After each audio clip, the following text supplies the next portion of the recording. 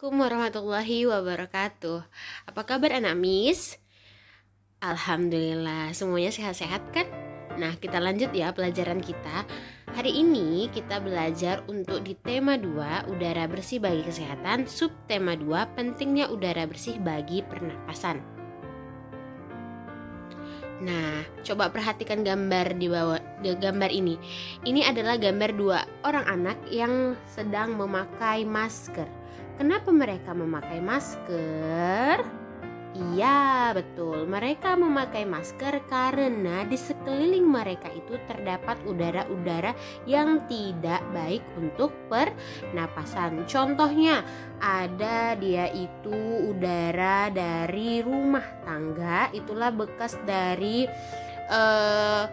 pembakaran dari rumah tangga. Kemudian ada dia itu dari kendaraan bermotor. Kemudian ada pembakaran hutan. Ada bekas udara pabrik. Kemudian ada juga dia itu dari pembangunan. Nah, ini adalah contoh untuk udara yang tidak baik untuk kesehatan.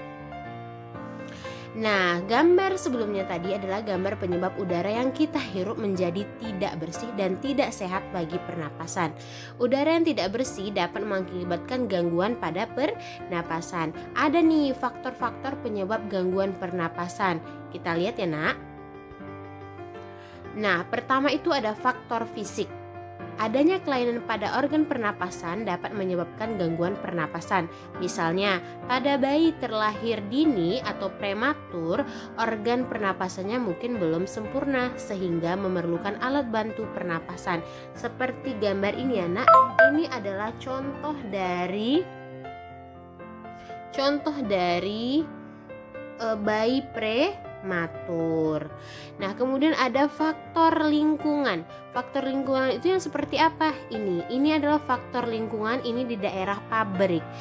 Dia keluar terus tuh asap-asapnya. Nah, kita bernapas itu menghirup oksigen. Lingkungan kotor, asap kendaraan, asap pabrik, dan asap rokok mencemari udara. Udara tercemar menyebabkan ketersediaan oksigen menipis sehingga kita merasa sesak saat bernapas. Nah, yang terakhir itu adalah faktor penyakit. Banyak penyakit menyebabkan gangguan pada pernapasan, misalnya influenza, asma, bronkitis, emfisema, dan kanker paru-paru. Nah, ini adalah salah satu contohnya, yaitu flu influenza. Nah, itu adalah faktor-faktor penyebab gangguan pernapasan. Untuk menghindari kita dari gangguan pernapasan, kita harus selalu menjaga kesehatan tubuh dengan berolahraga dan mengkonsumsi makanan yang sehat. Apalagi pada masa-masa seperti ini ya, Nak, kita harus menjaga kesehatan kita. Oke, kita berkenalan dengan penyakit asma. Asma merupakan penyakit penyumbatan saluran pernapasan yang disebabkan oleh alergi. Pencetus alergi misalnya udara dingin, rambut, bulu, kotoran, debu, atau tekanan psikologis. Ini adalah contoh orang yang terkena asma. Kemudian ini adalah gambar paru-paru dari penderita asma. Nah, adapun gejala-gejalanya, pertama, batuk terutama pada malam atau dini hari. Kemudian sesak napas. Napas berbunyi yang terdengar jika pasien mengembuskan napas. Rasa berat di dada dan dahak sulit keluar. Nah, adapun gejala berat asma seperti gambar ini ya, Nak. Nih. Nah, gejala beratnya itu adalah serangan batuk hebat, sesak napas yang berat, napas tersengal-sengal, sianosis atau kulit kebiruan yang dimulai dari sekitar mulut, sulit tidur, posisi tidur yang nyaman adalah dalam keadaan duduk, dan kesadarannya menurun. Oke, kita ke materi selanjutnya, yaitu properti tari. Nah, properti tari ini adalah alat yang digunakan oleh penari. Nah, gambar di samping adalah tari topeng, salah satu contoh tarian yang menggunakan properti berupa topeng. Ini ya, Nak. Nah, berikut adalah contoh lain tarian yang menggunakan properti. Di sini ada tari piring. Dari mana, Nak, tari piring? Dari Sumatera Barat. Nah, mereka itu menggunakan properti tarinya berupa piring. Kemudian di sini ada tari kipas Pakarena. Waktu kelas 4 kita udah pernah bahas kan tari kipas Pakarena ini, Nak. Nah, mereka itu menggunakan properti tari berupa kipas. Oke, kita kembali ke materi selanjutnya, yaitu hak dan kewajiban sebagai warga masyarakat.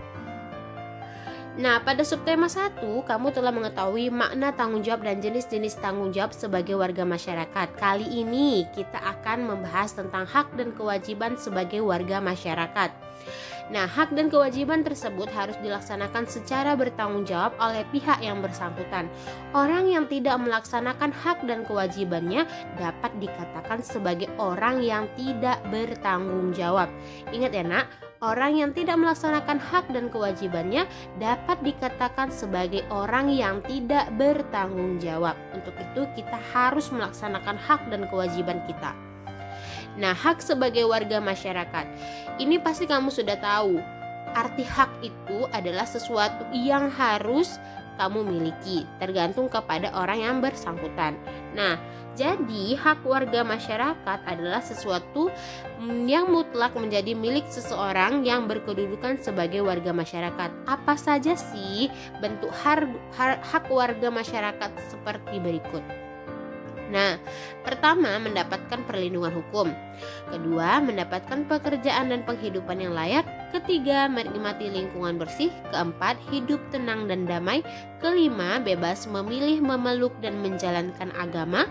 Keenam, berpendapat dan berorganisasi. Dan terakhir, mengembangkan kebudayaan daerah.